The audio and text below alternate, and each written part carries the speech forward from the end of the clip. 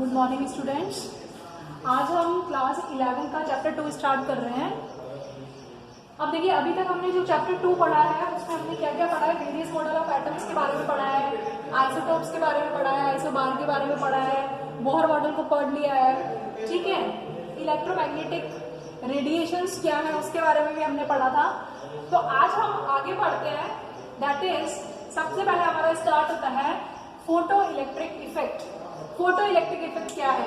The phenomena of ejection of electrons from surface of metal when light of suitable frequency strikes on it. मान लीजिए आपके पास ये एक glass की क्या है, डिस्चार्ज ट्यूब है, ठीक है। इस डिस्चार्ज ट्यूब में आपने कोई गैस भरी हुई है, ठीक है। अब डिस्चार्ज ट्यूब में क्या लगा रखा है आपने? यहाँ पर एक मेटल की सरफेस लगा रखी है, इसमें गैस भरी हुई है डिस्चार्ज ट्यूब पर, ठीक है, मेटल की सरफेस है। अब आपने यहाँ से एक लाइट डाली, ठीक है। तो आपने क्या कहा है कि जैसे ही आप एक लाइट डालेंगे, पर जो लाइट डाल रहे हैं वो कैसी होनी चाहिए? That is of suitable frequency, यानी उस लाइट की एक फ्रीक्वेंसी सूटेबल होनी चाहिए। तो when a light is incident on metal surface, ejection of electrons takes place from surface of metal, that is called photoelectric effect। अब आप देखो, नाम से देखो, फोटो का मतलब लाइट। लाइट पड़ी किस पर पड़ी? आपने एक डिस्चार्ज ट्यूब ली, इस डिस्चार्ज ट्यूब में आपने गैस भरी, यहाँ पर आपने मेटल का सरफेस लगाया, यहाँ से आपने लाइट डाली। लाइट कैसी होनी चाहिए? लाइट की फ्रीक्वेंसी होनी चाहिए एक। मींस ये जो न्यू जीरो है इसको हम बोलते हैं थ्रेशोल्ड फ्रीक्वेंसी, यानी ये एक मिनिमम फ्रीक्वेंसी है। इस फ्रीक्वेंसी से ज्यादा की लाइट, इस फ्रीक्वेंसी की या इस फ्रीक्वेंसी से ज्यादा की लाइट जब आप डालेंगे तभी मेटल की सरफेस से क्या निकलेंगे? तभी मेटल की सरफेस से इलेक्ट्रॉन्स निकलेंगे, और ये इलेक्ट्रॉन्स फिर यहाँ से बाहर निकलेंगे। तो मेटल की सरफेस से इलेक्ट्रॉन का निकलना ही क्या कहलाता है? फोटो इलेक्ट्रिक इफेक्ट कहलाता है। तो जब ये इलेक्ट्रॉन यहाँ से निकलेंगे तो एमीटर क्या है? एमीटर क्या होता है? करंट को मेजर करता है। तो इलेक्ट्रॉन जब यहाँ पर निकलेंगे तो एमीटर में डिफ्लेक्शन होगा और करंट फ्लो होने लगेगी। तो फोटो इलेक्ट्रिक इफेक्ट में हमें क्या देखना है कि हम जो इलेक्ट्रॉन बाहर निकल रहे हैं उन इलेक्ट्रॉन्स को हम क्या कहते हैं? Photo electrons.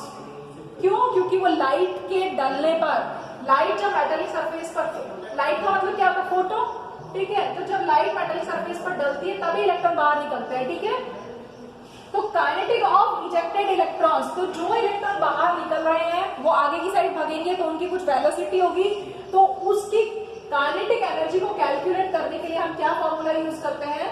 H nu is equal to H nu 0 plus half mv², जिसमें h क्या है? h तो आपका प्लैंक कांस्टेंट है, न्यू क्या है? फ्रीक्वेंसी है, न्यू 0 क्या है? थ्रेशोल्ड फ्रीक्वेंसी है। थ्रेशोल्ड फ्रीक्वेंसी क्या है? मिनिमम फ्रीक्वेंसी, यानी इससे कम फ्रीक्वेंसी वाली लाइट डालोगे आप, न्यू 0 से भी कम वाली डालोगे तो इलेक्ट्रॉन इजेक्ट नहीं होंगे, लेकिन न्यू 0 या फिर इससे ज्यादा वाली डालोगे तो ही इलेक्ट्रॉन इजेक्ट होंगे। हाफ mv² क्या? m तो है मास ऑफ इलेक्ट्रॉन और v क्या है? Velocity of electron.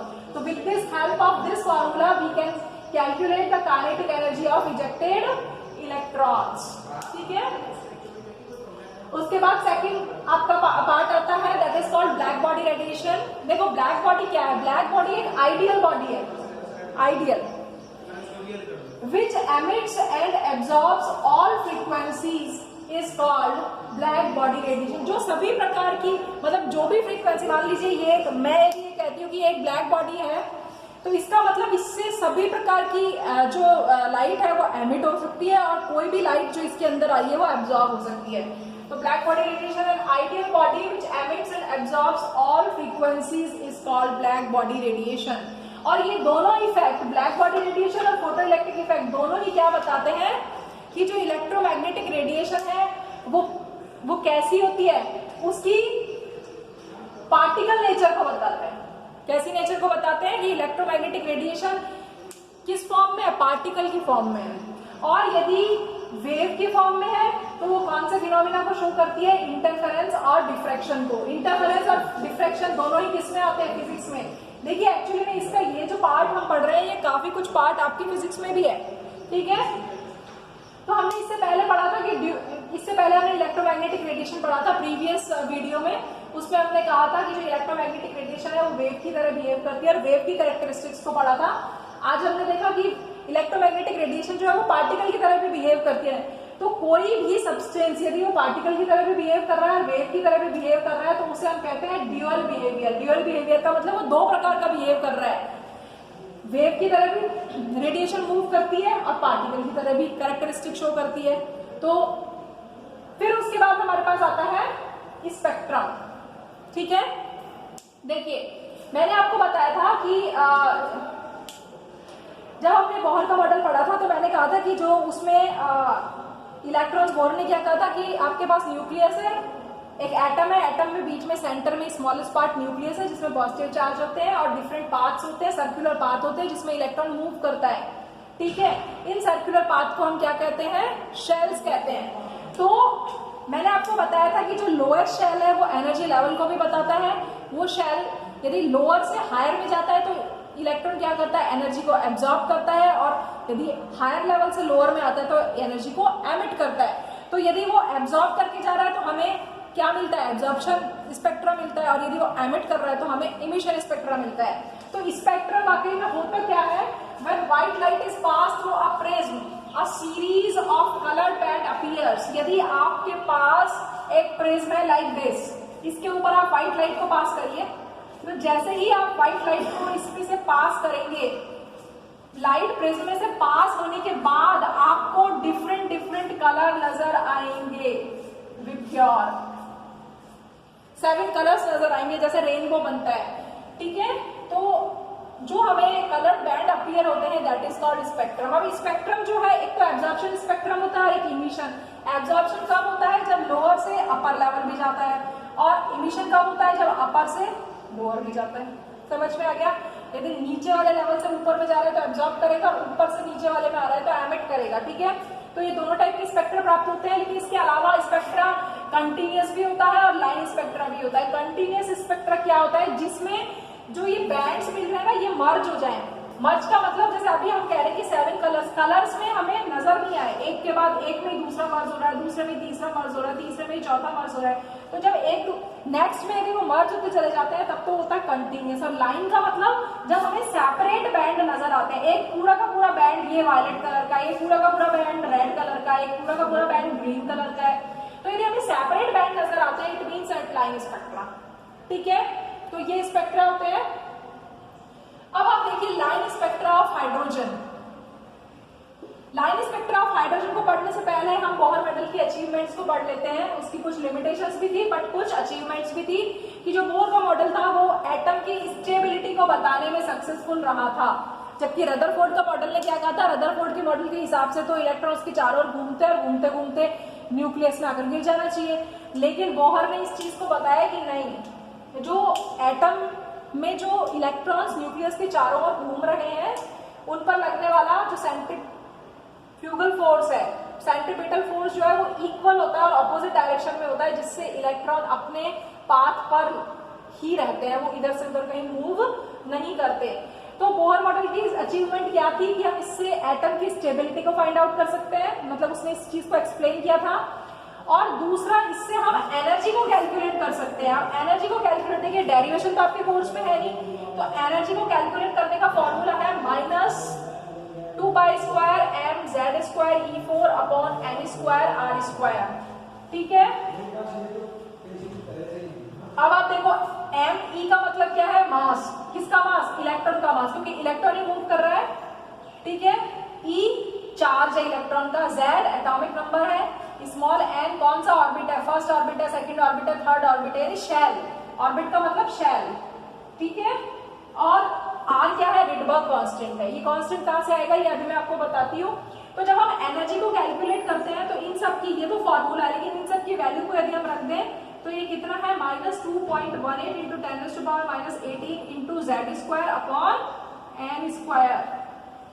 ये कांस्टेंट है जो कि आपको लर्न करके रखनी है। यदि हम अभी इसकी जब हम क्वेश्चन आंसर्स करेंगे तो ये आपको समझ में आ जाएगा। तो जूल पर एटम है इसकी यूनिट, ठीक है। और यदि हम इसे किलो जूल पर एटम में निकालेंगे तो ये हो जाएगी -1312 into Z square upon N square.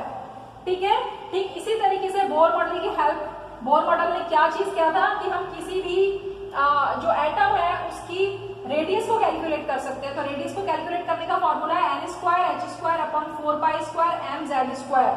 ठीक है, यदि हम एन स्क्वायर और जेड स्क्वायर को छोड़ दें तो इस सब की वैल्यू कितनी आती है 0.529 एंगस्ट्रॉम आती है। तो हम किसी भी स्पीशी के लिए यदि हमें रेडियस निकालनी है, देखिए जो भी कैलकुलेशंस की गई थी वो सबसे पहले हाइड्रोजन के लिए की गई थी। हाइड्रोजन के लिए आपको पता है जेड की वैल्यू तो 1 ही है, एटॉमिक नंबर 1 है जेड का, मतलब हाइड्रोजन का, और एन जो है वो 1 2 3 4, वैसे तो 1 के लिए निकाल सकते हैं, 2 के लिए निकाल सकते हैं, 3 के लिए निकाल सकते हैं, लेकिन यदि हाइड्रोजन के अलावा हम हीलियम, लिथियम, बेरिलियम इनमें से किसी भी स्पीशी के लिए रेडियस और एनर्जी कैलकुलेट करना चाह रहे हैं तो हम वो भी कर सकते हैं। तो रेडियस एनर्जी दोनों को हम बोर के मॉडल से कैलकुलेट कर पाए। अब उसके बाद देखिए जब स्पेक्ट्रा हमें मिल रहा था तो स्पेक्ट्रा मैंने बताया कि एब्जॉर्प्शन स्पेक्ट्रा भी है, इमिशन स्पेक्ट्रा भी है। इलेक्ट्रॉन एक लेवल से, मान लीजिए यहाँ पर इलेक्ट्रॉन है, ये n1 लेवल है, ये n2 लेवल है, ये n3 लेवल है, ये n4 लेवल है, ये n5 लेवल है, ऐसे बहुत सारे लेवल है। तो सबसे नीचे वाला लेवल जो लोएस्ट एनर्जी लेवल था उसको मैंने क्या कहा था ग्राउंड स्टेट, और बाकी की स्टेट्स को मैंने क्या बताया था एक्साइटेड स्टेट्स।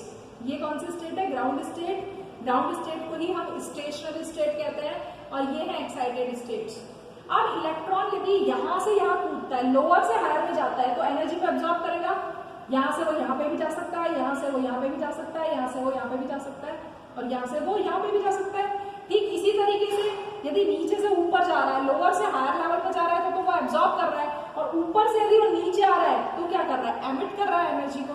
तो यदि नीचे से ऊपर जाता है मीन्स लोअर से हायर में जाता है, मैंने अभी आपको बताया कि यदि वो लोअर से हायर लेवल में जाता है तब तो वो एब्जॉर्ब करता है, और यदि वो हायर लेवल से अपर लेवल से हायर लेवल से लोअर में आता है तो एमिट करता है। तो हमें लाइंस मिलती है, तो एनर्जी रिलीज होती है, और जो एनर्जी रिलीज होती है वो किस फॉर्म में होती है स्पेक्ट्रा के फॉर्म में होती है, जिससे हमें क्या मिलता है हमें बहुत सारी सीरीज मिलती हैं। कौन कौन सी सीरीज मिलती है Lyman, Balmer, Paschen, Brackett and Pfund. ये रिडबर्ग ने बताई थी सबसे पहले लाइन स्पेक्ट्रा ऑफ हाइड्रोजन की स्टडी, जिसमें हमें बहुत सारी लाइंस मिलती हैं। कौन कौन सी लाइमन की लाइमन सीरीज क्या है लाइमन सीरीज जब इलेक्ट्रॉन 1 से 2 में जाए, 1 से 3 में जाए, 1 से 4 में जाए, यानी यहाँ पर देखो 1 से 2 में गया, अभी यदि ये 1 से 3 में जा रहा है, यदि 1 से 4 में जा रहा है, यदि 1 से 5 में जा रहा है, तो हमें ये जो सीरीज मिलेगी दैट इज कॉल्ड, आप इसको ऐसे देखते जाइए कि मैंने ये अलग अलग लेवल बना रखे हैं। ठीक है, 1 से 2 में गया, 1 से 3 में गया, 1 से 4 में गया, 1 से 5 में गया, तो ये जो सीरीज मिली that is called Lyman series, और ये किस रीजन में पड़ती है अल्ट्रावायलेट रीजन में पड़ती है। ठीक है, यदि इलेक्ट्रॉन मान लीजिए 2 लेवल पर है तो अब 2 से कहाँ जाएगा 3 में जा सकता है, 4 में जा सकता है, 5 में जा सकता है, ठीक है 6 में जा सकता है, समझ में आ रहा है। तो ये वाली सीरीज कौन सी मिलेगी बामर सीरीज मिलेगी, और बामर किस में मिलती है विजिबल रीजन में मिलती है। ठीक है, यदि वो 3 में है तो 3 से वो 4 में जा सकता है, 3 से वो 4 में जा सकता है, 5 में जा सकता है, 6 में जा सकता है, तो पास्चन मिलेगी।